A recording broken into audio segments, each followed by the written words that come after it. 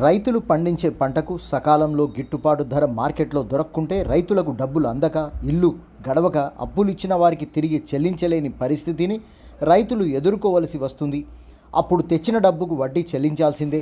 ఇలా రైతు జీవితానికి పండించే పంటకు ఎన్నో రకాలుగా లింకులు ఏర్పడటానికి మానసిక శారీరక బాధలు పడుతూ జీవనాలు గడుపుతున్న రైతులు ఆత్మహత్యలు చేసుకుంటున్నారు. వారికి రైతుల జీవితాలు ఎండిపోతున్నాయి. ఇవన్నీ పరిశీలించి రైతులను ఆర్థికంగా ఆదుకొని వ్యవసాయ రంగాన్ని గాడిలో పెట్టి పంట నష్టం ఆర్థిక భారం రైతుల మీద నుండి ప్రభుత్వం బాధ్యత తీసుకోవడానికి రైతు బంధు పథకాన్ని ప్రవేశపెట్టడం జరిగింది.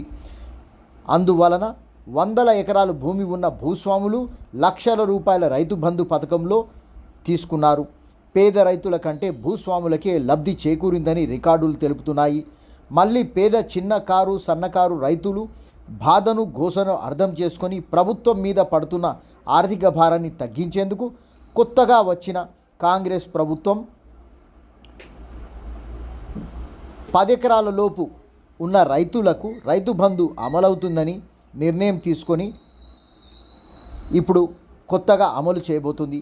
అప్పటికే గత ప్రభుత్వంలో దోచుకునే భూబకాసురులు గుట్టల మీద రాళ్ల మీద రప్పల మీద అడవి భూముల మీద రహదారుల మీద ఇలా రైతు బంధు పథకం డబ్బులు భారీ ఎత్తున ప్రభుత్వ డబ్బులు కాజేసిన విషయం ప్రభుత్వం మారిన తర్వాత ఒక్కొక్కటిగా బయటపడుతుండడంతో పేద రైతులు ఆశ్చర్యం వ్యక్తం చేస్తున్నారు.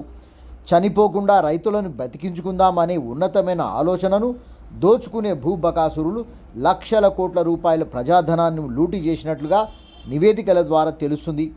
పరిపాలన సాగుతున్న వైనం మీద పర్యవేక్షణ సమీక్షలు లేకపోవడంతో అప్పటి ప్రభుత్వంలో కింద స్థాయిలో వేల లక్షల కోట్ల ధనం తిరిగి రాబట్టలేని విధంగా జరిగిపోయింది.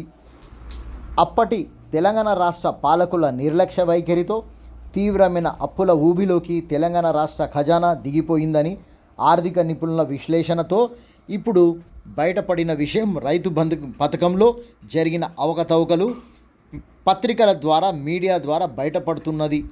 ఈ విషయాలను చూస్తూ నిర్ఘాంతపోతున్న తెలంగాణ సమాజం, తెలంగాణ మేధావులు తెలంగాణ సెంటిమెంట్ మీద అవకాశం ఇస్తే ఈ విధమైనటువంటి పాలన జరిపి అప్పుల ఊబిలోకి నెట్టినటువంటి అప్పటి ప్రభుత్వం అని విమర్శిస్తున్న ప్రతిపక్షాలు.